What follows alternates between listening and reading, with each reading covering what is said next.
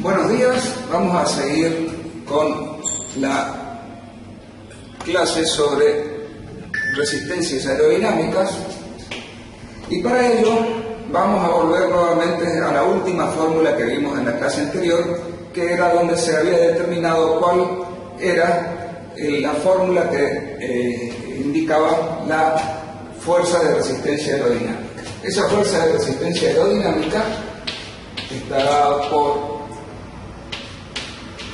1 medio de rho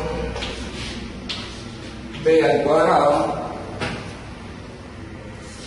cx sección maestra, donde recordamos que b va a ser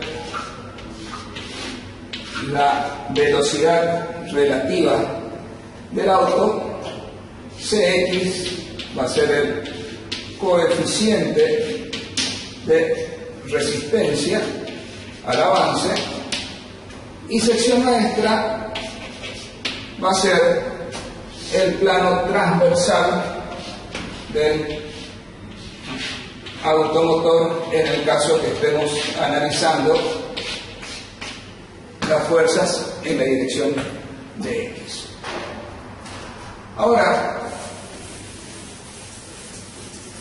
¿por qué me interesa tanto el tema de la resistencia aerodinámica? Y sencillamente porque la fuerza aerodinámica está en función de la velocidad al cuadrado. ¿Y cuál es la fórmula de la potencia? La fórmula de la potencia es igual a la fuerza por la velocidad. En nuestro caso, entonces, la potencia va a ser el producto de la fuerza aerodinámica por la velocidad. Por lo tanto, la potencia va a estar en función de la velocidad al cubo.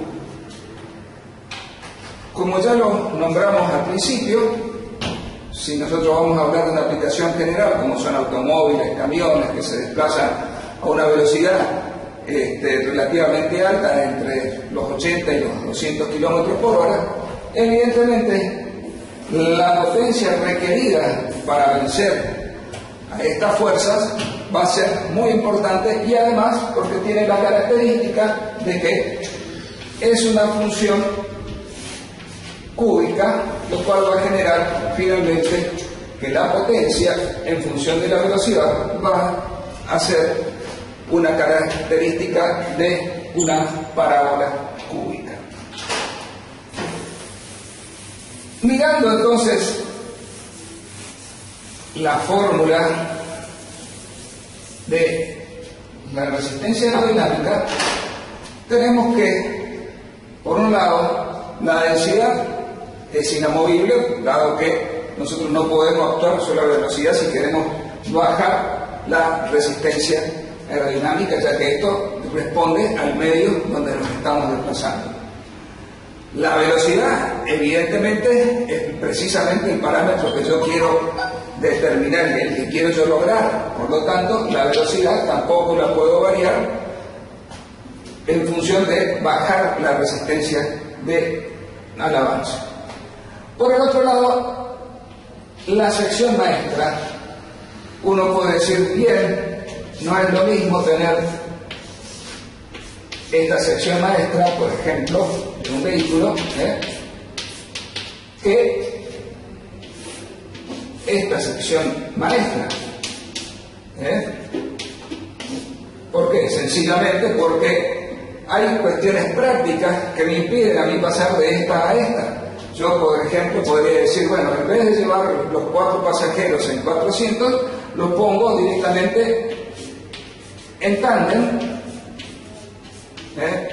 van uno atrás de otro, y entonces disminuyo la resistencia aerodinámica. Por lo tanto, tampoco puedo actuar mucho sobre la sección maestra, dado que me exige, tengo exigencias prácticas con respecto a la disponibilidad de un volumen determinado y de una superficie determinada.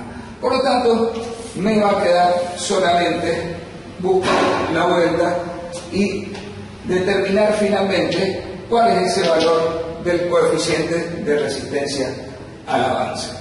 ¿Para qué? Por un lado, para poder calcular las fuerzas, por lo tanto las potencias consumidas, y luego para también ver cómo puedo hacer para disminuir este valor del coeficiente de resistencia al avance, porque este es el que finalmente me va a determinar cuál va a ser el mejor o peor rendimiento del vehículo desde el punto de vista aerodinámico.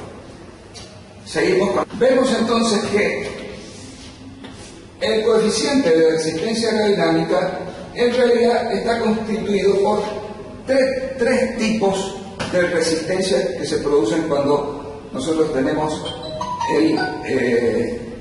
un cuerpo impactado por una corriente de aire, o cuando este objeto se desliza sobre una superficie fluida o en un medio fluido como es el aire, ¿no? Tenemos un coeficiente de forma, o sea, va a depender de la resistencia al avance, va a depender del coeficiente de forma.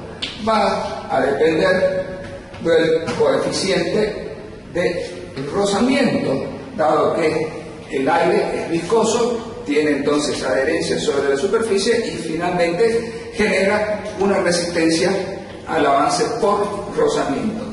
Y finalmente tenemos un coeficiente de resistencia inducido que también va a generar un aumento de resistencia al avance. Lo que nosotros vamos a hacer en este momento, vamos a ir analizando cuál es el origen de las resistencias de forma, cuál es el origen de las resistencias por rozamiento y cuál es el origen de las resistencias inducidas, a efectos de poder entonces calcularlas y finalmente resolver esta situación.